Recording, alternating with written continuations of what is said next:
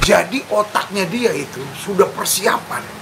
Saya nggak bisa bayangkan, berarti hari itu dia buang hajat, dia simpen. Pak Jenderal yang saya hormati, kalau orang Kristen juga berbuat begitu kepada Yahya Waloni gimana? Rusak dong tatanan hukum. Nggak perlu ada polisi aja kalau gitu, nggak perlu ada hukum. Kita berdoa supaya oknum-oknum polisi seperti ini semakin berkurang lah di bangsa ini, karena kasihan gitu, polisi yang berjuang setengah mati, polisi yang bekerja baik, rusak namanya. Sebelumnya saya pernah menyatakan dalam program saya itu bahwa menurut saya, ya kan terserah, setiap orang boleh punya pandangan sendiri. Menurut saya, ya kan, Pak KC dalam menyampaikan Injil, ya kan, punya motivasi yang tulus. Motivasinya tulus, tetapi saya khawatir caranya kurang berhikmat. Saya nggak berani lah untuk judge, selalu bilang salah gitu. Tapi sebagai sesama hamba Tuhan, apalagi yang mungkin sudah lebih lama dalam bidang penginjilan, menurut saya cara Kristus lebih elegan, saudara. Karena Kristus tidak pernah mengajarkan kita untuk menghina, untuk menjatuhkan, untuk dengan alasan benar. Oke, saudara boleh punya 1001 alasan. Izinkan saya bertanya sama saudara, bagaimana dengan wanita yang tertangkap basah berbuat zina? Yesus bilang nggak, kamu dasar pelacur ya? Bener nggak kalau Yesus bilang kamu dasar pelacur? Memang dia pelacur, saudara. Ya kan?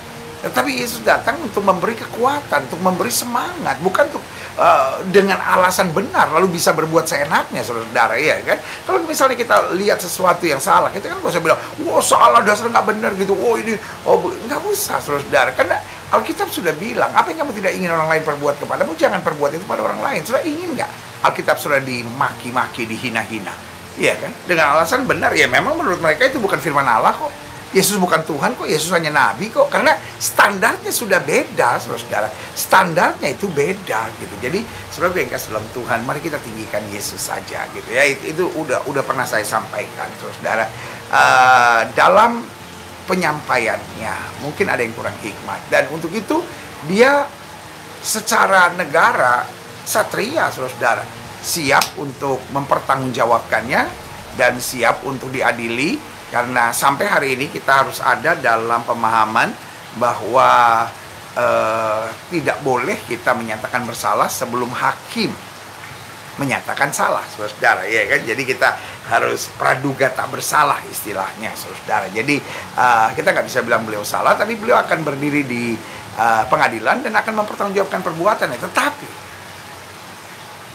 saya baca-baca koran, saya miris, saudara, karena kok kelakuan barbar masih ada di dunia modern, saudara. Orang udah masuk penjara, which is ya salah, ya kan? Yahya Waloni juga masuk penjara gitu. Lalu ada orang yang tiba-tiba kemudian bilang, dan yang sangat menyedihkan, ternyata beliau dianiaya. Ada gambar wajahnya sampai bengep-bengep gitu, saudara. Dan yang lebih menyakitkan dikerjakan oleh polisi bintang 2. Polisi bintang 2. Alasannya begini, semua orang udah marah karena itu biar saya yang menjalankan, karena kalau saya menghukum saya tahu terukur. Tetapi itu kan cuman kalimat bodoh kalau menurut saya, kan kalimat bodoh, karena sebagai aparat, kan beliau masih aparat, kan beliau belum dipecat. Sebetulnya kan mempermalukan polisi sekali dengan sikap beliau seperti itu gitu, bintang 2 tapi kok kelakuan kayak anak SD kelas 2 gitu ya kan, karena beliau yang pukul. Itu udah diakui dan itu hasil investigasi, beliau yang pukul. Tetapi cara pukulnya menurut saya juga pengecut sekali, karena Pak KC-nya dipegangin. Itu yang saya baca. Dan itu, itu tindakan yang kalau kita, saudara yang mungkin laki-laki ya, yang mungkin pernah berantem gitu di zaman dulu, itu kita nggak mau berantem sama orangnya dipegangin, karena itu hanya tindakan perempuan yang kayak begitu. Itu orangnya harus pakai rok tuh kalau begitu kelakuannya gitu. Jadi orangnya dipukul, itu dia mukul gitu. Itu kan norak sekali gitu. Dan bukan hanya itu gitu. Jadi makanya beberapa YouTube channel akhirnya menyebut beliau Jenderal Tokai, karena tiba-tiba dia bilang, tolong ambilin di kamar saya kantong plastik putih dan isinya, maaf, kotoran manusia. Jadi otaknya dia itu sudah persiapan. Saya nggak bisa bayangkan, berarti hari itu dia buang hajat, dia simpen. Terus dia lumurin ke muka orang. Buat saya, itu benar-benar tindakan kampungan banget. Itu hanya menjelaskan jenderal sekelas Tokai betul.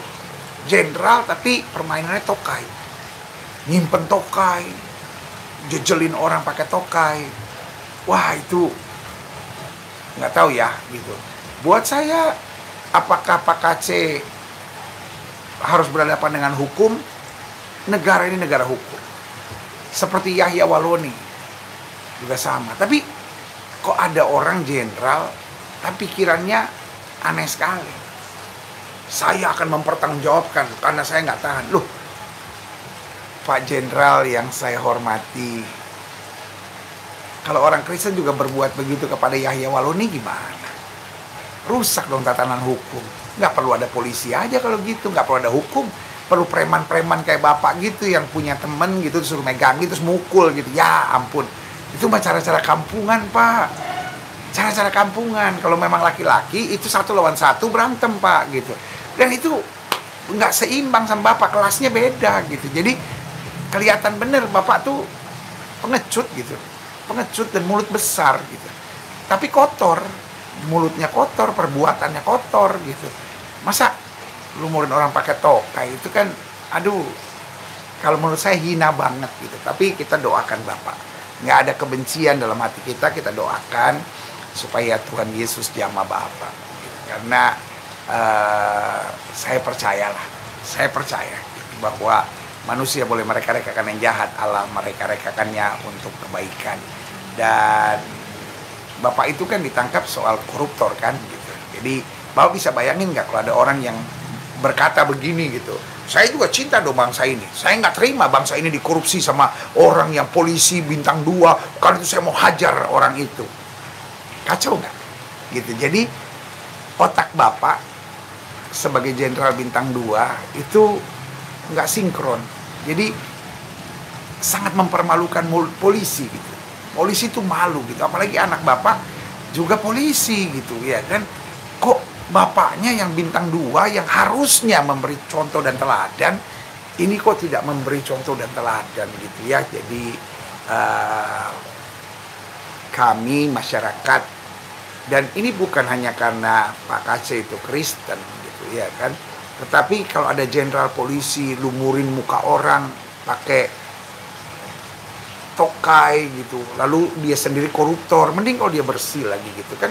Bapak kan udah terbukti bersalah kan secara hukum kan, jadi bapak nggak bisa lari lagi gitu. Bapak polisi kok, bapak ngerti kok gitu ya kan. Dan sebetulnya kok saya juga cobalah lindungi kan, biasa kan begitu, tapi ya memang udah nggak bisa gitu ya kan, karena memang kondisinya salah gitu. Jadi karena itu saya berterima kasih kepada polisi yang benar gitu ya kan. Dalam hal ini misalnya Kapolri, Kabar Eskrim, Kadif Propam, Dirtipidum, yang akhirnya mengambil langkah tegas. Karena kalau di tahanan Kabar Eskrim saja bisa terjadi manusia-manusia seperti itu gitu, karena mungkin kan penjaga-penjaga masih takut kan karena dia jenderal kan, jadi bisa berbuat seenaknya. Nah, mudah-mudahan ini menyadarkan bahwa jenderal ini menurut saya sudah terpapar radikal gitu, karena dari suratnya itu gaya orang radikal banget gitu ya kan. Itu gaya kelompok-kelompok pengacau radikal lah gitu, khilafah lah gitu, yang gayanya pokoknya hukum tuh nggak penting gitu, hukum tuh nggak beres gitu, polisi nggak bisa buat apa, padahal dia polisi dan anaknya polisi. Sangat menyedihkan. Jadi kita berdoa supaya yang terhormat bintang 2 Jenderal Napoleon Bonaparte, bapak orang salah loh Pak, bapak orang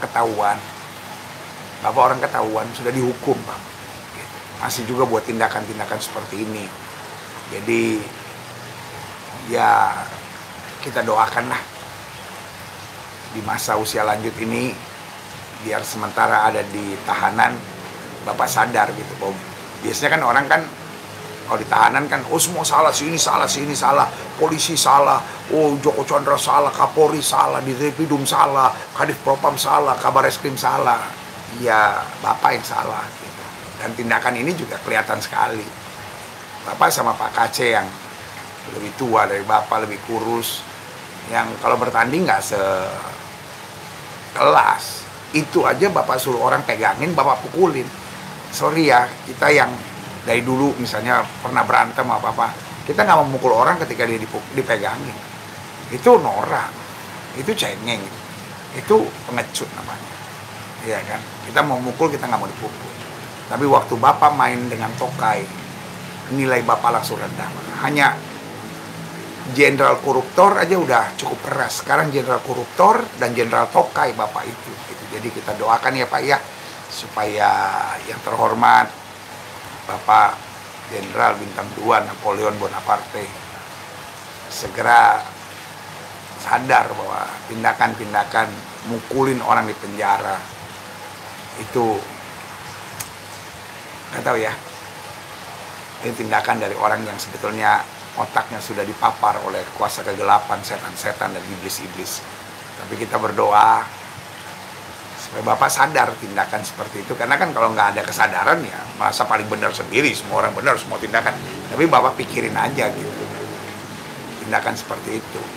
Kalau ada orang yang cinta Republik Indonesia dan merasa, wah ini orang kok ini apa tuh koruptor, saya mau pukulin dia, Bapak rela nggak? Karena tindakan Bapak salah gitu. Ya kan? Lalu kalau yang Kristen, oh ya awal nih, oh saya tersinggung, saya mau pukulin dia, rusak bangsa ini. Polisi bubarin aja, hukum bubarin aja, pengadilan bubarin aja, preman-preman seperti Bapak aja yang suruh jalan-jalan di pinggir jalan. Tapi Bapak juga pengecut sebetulnya, pengecut saya.